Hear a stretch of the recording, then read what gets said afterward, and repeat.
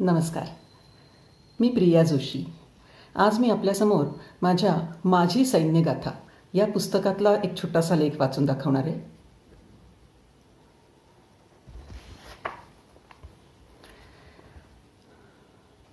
साल 1999, तारीख 7 जून. सकाळी 10-10:30चा सुमार. मी आणि माझी मोठी मुलगी ऐश्वर्या आमच्या नव्या घराच्या दारात उभ्या होतो. नितीन घर ताब्यात घेण्यासाठी संबंधित अधिकाऱ्यांच्या ऑफिसमध्ये गेला होता. आम्ही दोघी भिंतीच्या आडोशाला सावलीत उभ्या होतो. तरीही उन्हाचा चटका चांगलाच जाणवत होता. माझी अवस्था एक कटी आणि एक पोटी अशी होती. स्पष्ट शब्दात सांगायचं तर I was in the family way. 7वा महिना चालू होता. तसंही माझं आणि उन्हाळ्याचं काही फारसं सख्य नाही आहे. आणि त्यात प्रेग्नन्सीमुळे माझी स्थिती आधीच उल्हास, त्यात फाल्गुन मास अशी झाली होती. पण 5-10 मिनिटातच नितीन घराची किल्ली घेऊन आला आणि आम्ही तिघांनी एकदाची घरातली सावली गाठली. सगळ्यात आधी आम्ही सगळं घर नीट बघितलं. घरातले लाईट्स, फॅन्स, गीझर, घराची कॉलबेल सगळं काही वर्किंग कंडिशनमध्ये होतं.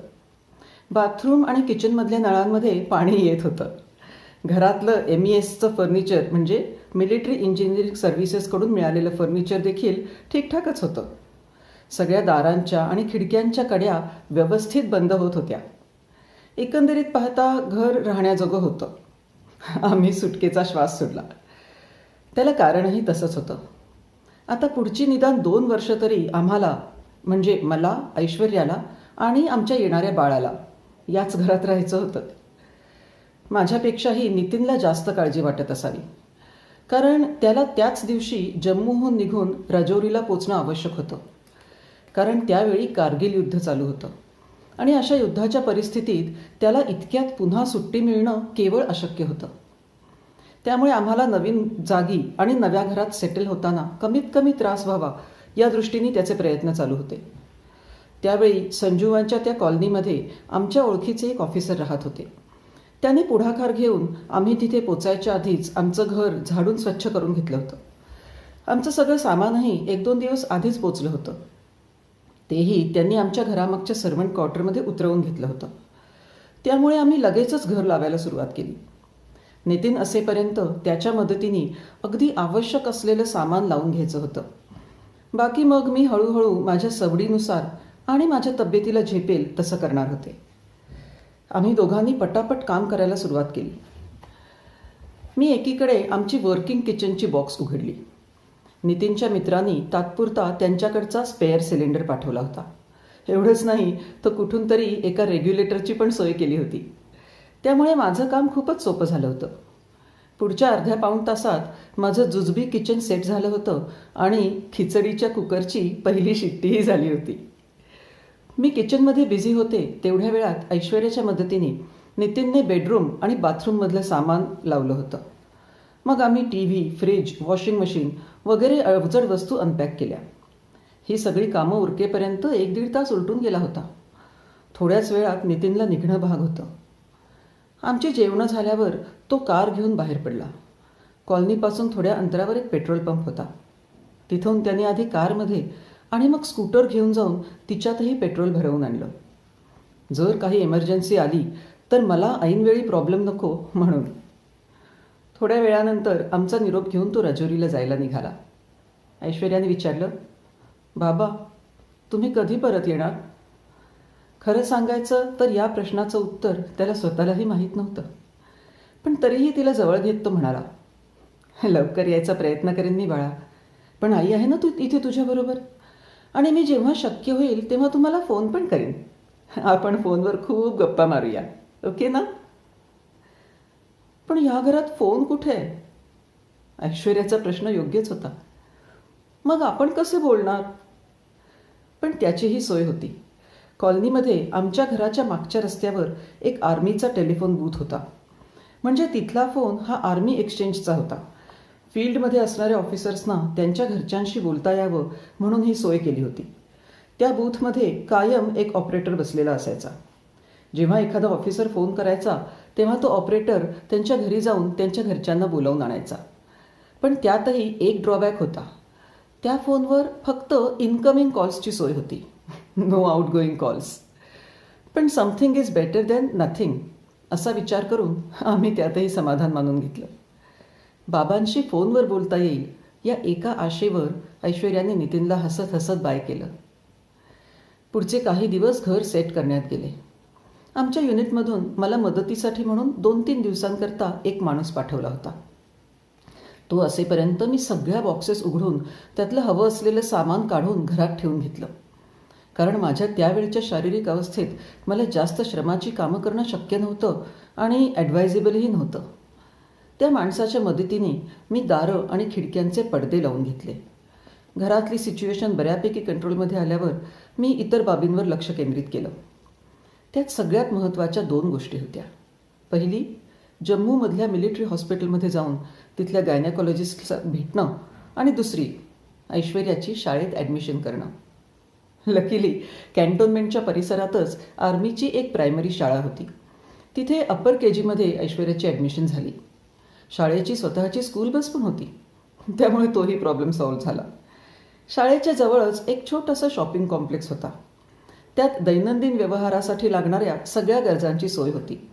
म्हणजे एक भाजी आणि फळांचं दुकान, छोटंसं post office, STD booth, stationery, किराणा सामान वगैरेंची दुकानं आणि एका बँकेचं एक्सटेन्शन काउंटरसुद्धा.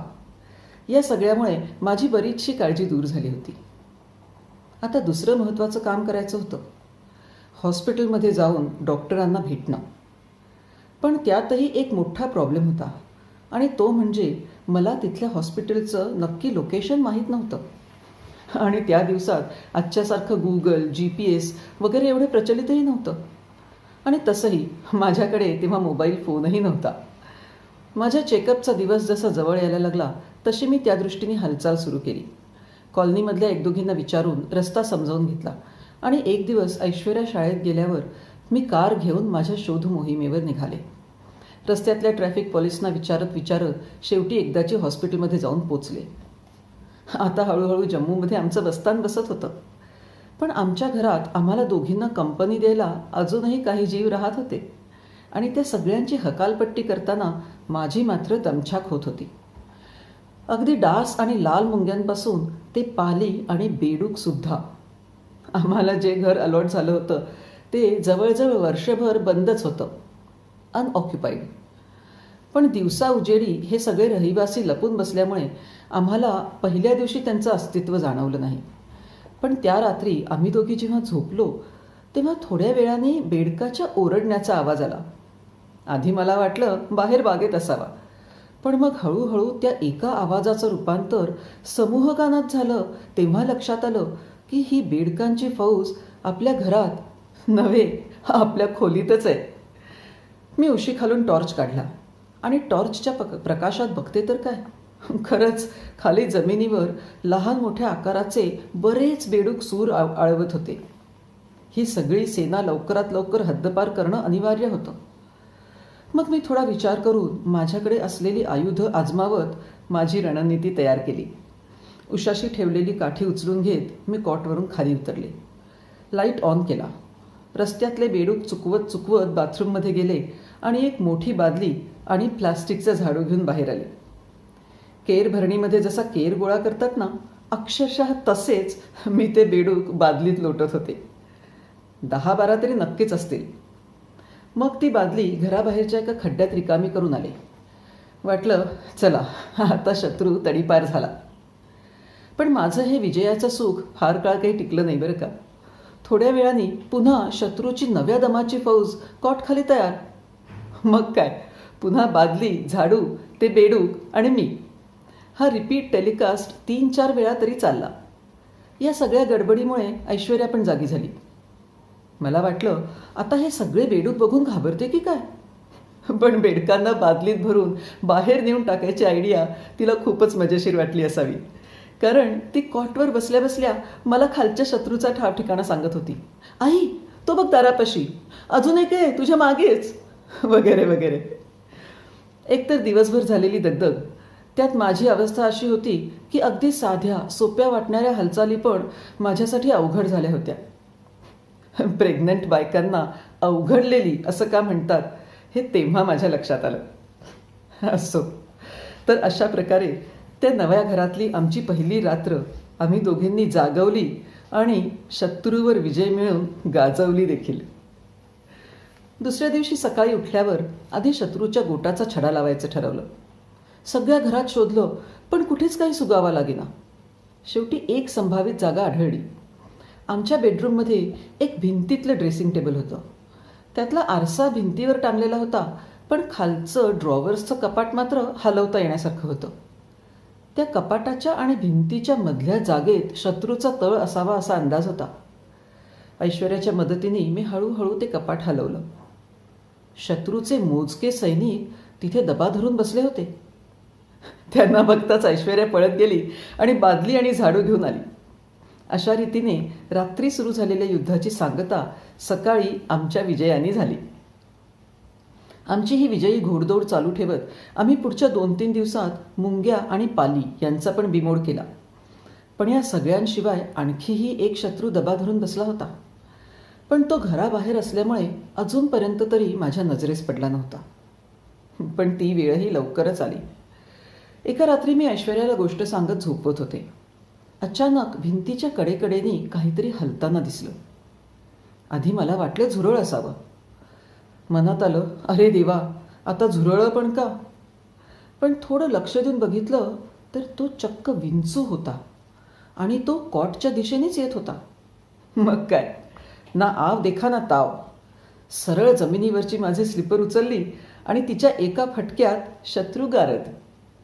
खबरदारी म्हणून कपाटातून माझी एक ओढणी घेतली आणि बेडरूमचं दार बंद करून दार आणि जमीन यांच्यातली फट त्या ओढणीने बुजवून टाकली.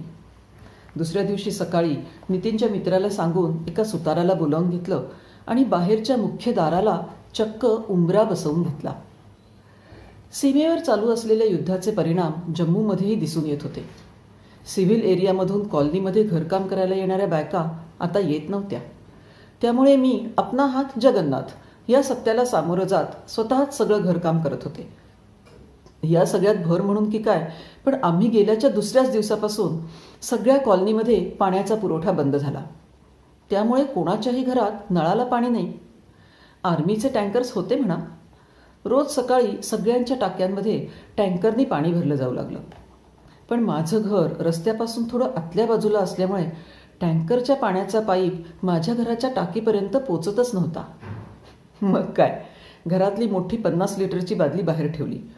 त्यात पाणी भरून घेतलं आणि मग छोट्या बादलीने घरातल्या इतर बादल्या, वॉशिंग मशीन वगैरेमध्ये पाणी भरून ठेवलं. त्यावेळच्या माझ्या अवघडलेल्या अवस्थेत मला जास्त वजन उचलणं शक्यच नव्हतं. पण त्यामुळे दिवसभरासाठी पाणी भरून ठेवायला मला बऱ्याच चक्रा माराव्या लागल्या. पाण्याचा प्रश्न सुटायला 2 दिवस लागले. तोपर्यंत रोज सकाळी माझी ही पाणी परेड चालू राहिली. पण हळूहळू सगळं मार्गी लागेल ही खात्री होती. अशाच एका आणीबाणीच्या क्षणी मनात आलं, मी आणि नितीन दोघंही आपापले युद्ध लढतोय. तो तिकडे सीमेवर आणि मी इकडे. पहिल्याच आठवड्यात इतक्या घडामोडी घडल्या, पण यातलं नितीनला मात्र काही कळू दिलं नाही. आधीच त्याला तिकडे इतकी व्यवधानं असणार, त्यात अजून हे टेन्शन कशाला? आणि तसंही त्याला सारखं सारखं फोन करणं शक्यच नव्हतं. सुरुवातीच्या काही दिवसात तर 8-8 दिवस उलटून जायचे, पण त्याचा फोनच नाही यायचा. पण त्यावेळी सीमेवरची परिस्थितीच इतकी गंभीर होती.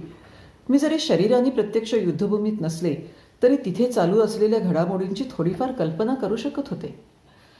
तिथल्या लोकांना दिवस रात्र, जेवण, झोप या आणि अशा कुठल्याच गोष्टींचं भान नसणार हे मी जाणून होते. सकाळी बाहेर पडलेला माणूस संध्याकाळी जिवंत परत येईल की नाही याचीही शाश्वती नव्हती तिथे. अशा वेळी त्यांनी फोन केला नाही म्हणून चिडून किंवा रुसून बसण्याइतकी स्वार्थी आणि इमॅच्युअर नाही आहे मी. पण तरीही रोज दिवसाची सुरुवात आज तरी फोन येईल या आशेवर व्हायची आणि शेवट मात्र उद्या नक्की येईल फोन या विश्वासावर व्हायचा. पण नितीनने मला या सगळ्याची कल्पना आधीच म्हणजे आमच्या लग्नानंतरच्या काही दिवसातच देऊन ठेवली होती. जर माझं काही बरं वाईट झालं तर सगळ्यात आधी ती बातमी तुला कळवतील. त्यामुळे जोपर्यंत तशी काही बातमी येत नाही तोपर्यंत मी ठीक आहे असं समज. No news is good news. त्यामुळे रोज रात्री झोपताना या नो न्यूजबद्दल मी देवाचे आभार मानायला शिकले होते. रोज संध्याकाळी मी आणि ऐश्वर्या घरामागच्या त्या टेलिफोन बूथच्या आसपास रेंगाळत राहायचो. ती तिथल्या रस्त्यावर तिची सायकल चालवायची किंवा कधी तिच्या मित्रमैत्रिणींबरोबर खेळायची आणि मीही तिथेच फेऱ्या मारत राहायचे. पण माझं अर्ध लक्ष मात्र त्या फोनकडेच असायचं. जर कधी रिंग वाजली तर वाटायचं आत्ता आतला अटेंडंट बाहेर येईल आणि मला बोलवेल. कधी कधी ऐश्वर्या पण खूप डिस्टर्ब व्हायची. बाबा कधी येणार, ते फोन का नाही करत, अशा प्रश्नांनी भंडावून सोडायची. तिची समजूत घालताना अगदी नाकी नऊ यायचे. जम्मूमध्ये ही स्थिती खूपच तणावपूर्ण होती. दर दुसऱ्या दिवशी शहरात कर्फ्यू लागायचा. मला जेव्हा 9वा महिना सुरू झाला तेव्हा मी माझ्या सोनोग्राफीसाठी मिलिटरी हॉस्पिटलमध्ये गेले होते तेव्हाचीच गोष्ट. ऐश्वर्या शाळेत गेल्यावर मी घरातून निघाले. सकाळी जाताना सगळं काही नॉर्मल होतं, पण परत येताना अचानक कुठेतरी दंगे सुरू झाले आणि पोलिसांनी सगळे रस्ते बंद केले. मी मध्येच अडकून पडले. आता काय करावं? तासाभरात ऐश्वर्या शाळेतून घरी येणार होती. त्याआधी घरी पोचणं आवश्यक होतं. कारमधून उतरून जवळ उभ्या असलेल्या पोलीस अधिकाऱ्याकडे जायला निघाले. पण जसं मी कारचं दार उघडलं तसं तोच आला कारपाशी. म्हणाला, वापस जाइये, आगे नहीं जा सकते. मी त्याला सगळी परिस्थिती समजावून सांगितली. माझं आर्मीचं डिपेंडंट कार्ड दाखवलं. मला लगेच घरी पोचणं गरजेचं होतं. त्याने देखील शांतपणे माझं सगळं म्हणणं ऐकून घेतलं. माझं कार्ड नीट चेक केलं आणि म्हणाला, इस कंडीशन में आप अकेले क्यों आई? कुछ भी हो सकता है. अभी तो आप जा सकती हैं, लेकिन आगे से थोड़ा ध्यान रखिएगा. त्याला काय सांगणार की माझ्याकडे दुसरं काही ऑप्शन नाही आहे. त्याचे आभार मानून मी घरी जायला निघाले. तेव्हा तो म्हणाला, मेरा एक कॉन्स्टेबल आपके साथ साथ आएगा, आप चिंता मत कीजिए. आणि खरंच मी आमच्या कॉलनीमध्ये शिरेपर्यंत एक कॉन्स्टेबल त्याच्या मोटरसायकलवरून माझ्याबरोबर आला होता. त्या दिवसांमध्ये आम्ही टीव्हीवर फक्त 2च चॅनल्स बघायचो, ऐश्वर्याचं कार्टून चॅनल आणि माझं न्यूज चॅनल. पण तिच्यासमोर बातम्या बघणं मी कटाक्षाने टाळत होते. तिच्या निरागस अजाणत्या मनात मला भीती किंवा काळजी नको होती. त्यामुळे ती शाळेत गेल्यावर आणि रात्री झोपल्यानंतर मी फक्त आणि फक्त न्यूजच ऐकत होते. एकाच बातमीची वाट पाहत होते, युद्धविराम झाल्याची. अशीच एका रात्री न्यूज बघता बघता झोप लागून गेली. पण मध्येच कधीतरी कुठल्या तरी आवाजाने जाग आली. एखादा जोरदार धमाका झाल्यासारखा आवाज होता तो. मी सरसावून बसले. काही मिनिटं शांततेत गेली. मला वाटलं मला भास झाला असावा किंवा टीव्ही चालू राहिला होता ना, त्यात काहीतरी दाखवत असतील. टीव्ही बंद करून पुन्हा उशीवर डोकं टेकलं. तेवढ्यात परत एक मोठा आवाज झाला. यावेळी मात्र मी तो आवाज ओळखला. कुठेतरी रायफल फायरिंग चालू होती. नक्कीच. कॉलेजमध्ये NCCमध्ये असताना मी रायफल शूटिंग केली होती, त्यामुळे हा आवाज माझ्या ओळखीचा होता. एका क्षणात मनात नको नको ते विचार येऊन गेले. वाटलं नव्हे, जवळजवळ खात्रीच झाली की आमच्या कॉलनीवर शत्रूंनी हल्ला केलाय. आमची कॉलनी अगदी मेन रोडवरच असल्यामुळे तिला टार्गेट करणं सोपं होतं. माझ्या डोक्यात विचारांची चक्र जोरात सुरू झाली. मला लवकरच काहीतरी हालचाल करणं भाग होतं, कारण कॉलनीमध्ये शिरल्यानंतर सगळ्यात पहिल्यांदा नजरेस पडणारं घर हे माझंच होतं. आणि त्यात अजून भर म्हणजे आमची बेडरूम रस्त्याच्या साईडलाच होती. त्यामुळे जर माझ्या अंदाजाप्रमाणे हा खरंच शत्रूचा हल्ला असला तर सगळ्यात पहिला आणि सगळ्यात जोरदार हल्ला आमच्यावरच होण्याची शक्यता होती. सगळ्यात आधी मी खोलीतला नाईट लॅम्प बंद केला. आतल्या जाळीच्या खिडक्या जरी बंद असल्या तरी बाहेरच्या काचेच्या खिडक्या नेहमीच उघड्या असायच्या, हवा वाऱ्यासाठी. पटकन मी बेडरूमच्या त्या खिडक्याही बंद केल्या. सगळे पडदे नीट बंद करून घेतले. मग टॉर्च ऑन करून त्याला रुमालात गुंडाळून घेतलं, म्हणजे पुरेसं उजेड मिळेल पण बाहेरून कोणाला नाही दिसणार. एक एक करून सगळ्या खोल्यांच्या काचेच्या खिडक्या बंद केल्या, अगदी हळुवारपणे, जास्त आवाज होऊ न देता. लिव्हिंग रूममधली एक सोफा चेअर हळूहळू ढकलत मुख्य दाराच्या समोर नेऊन ठेवली, जेणेकरून जर कोणी दार तोडून आत घुसण्याचा प्रयत्न केला तर त्याला ते सहजासहजी शक्य होणार नाही. स्वयंपाकघरातून मिळतील तेवढे चाकू, सुऱ्या, काडेपेटेची बॉक्स, लाटणं वगैरे हत्यारे उचलली. त्या सगळ्या वस्तूंचा मी कसा वापर करणार हे मलाही नव्हतं माहीत. पण त्या क्षणी मला जे जे सुचत होतं तसं करत गेले. मी अक्षरशः पळत आमची बेडरूम गाठली. दार घट्ट बंद केलं. या सगळ्या धडपडीमुळे दम लागला होता, पण इतक्यात बसायला वेळ नव्हता. हळूच ऐश्वर्याला उठवायचा प्रयत्न केला, पण ती गाढ झोपेत होती.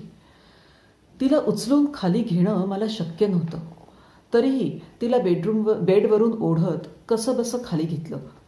कॉटच्या खाली जाऊन झोपण्याइतकी पुरेशी जागा नव्हती, म्हणून मग तिला कुशीत घेऊन खोलीच्या कोपऱ्यात बसून राहायचं ठरवलं. रस्त्याच्या बाजूला जी भिंत होती तिच्याच कोपऱ्यात बसणं सगळ्यात सुरक्षित होतं, कारण जर त्या बाजूच्या खिडकीतून हल्ला झाला तरी मी त्याच्या कक्षेच्या बाहेर सुरक्षित राहिले असते. त्या कोपऱ्यातलं बेडसाईड टेबल पुढे ओढलं आणि ऐश्वर्याला घेऊन त्याच्या आडोशाला बसून राहिले. स्वयंपाकघरातून उचललेली अस्त्रशस्त्र, टॉर्च, काठी वगैरे होतंच हाताशी. फायरिंगचा आवाज अजूनही चालूच होता, पण थँकफुली अजूनही तितक्याच लांबून येत होता. एकदा मनात आलं, कदाचित आपलेच सैनिक नाईट फायरिंगची प्रॅक्टिस करत असतील आणि मीच आपली उगीचच पॅनिक सिच्युएशन क्रिएट करते. तसं असेल तर चांगलंच होतं हो. तसंच असावं अशीच मी मनोमन प्रार्थना करत होते.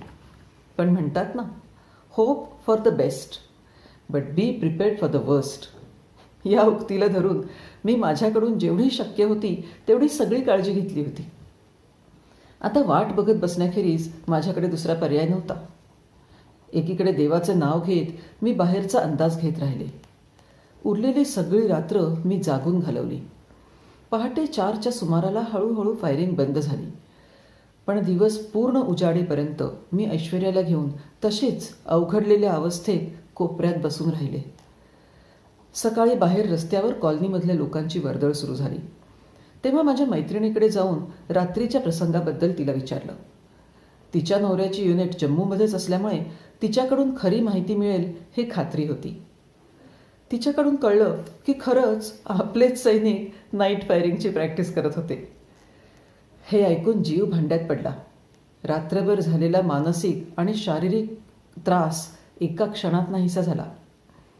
पण ऐश्वर्याच्या मी कॉटवरून खाली कसे काय आले या प्रश्नाचं उत्तर देताना मात्र माझी जरा तारांबळच उडाली बरं का.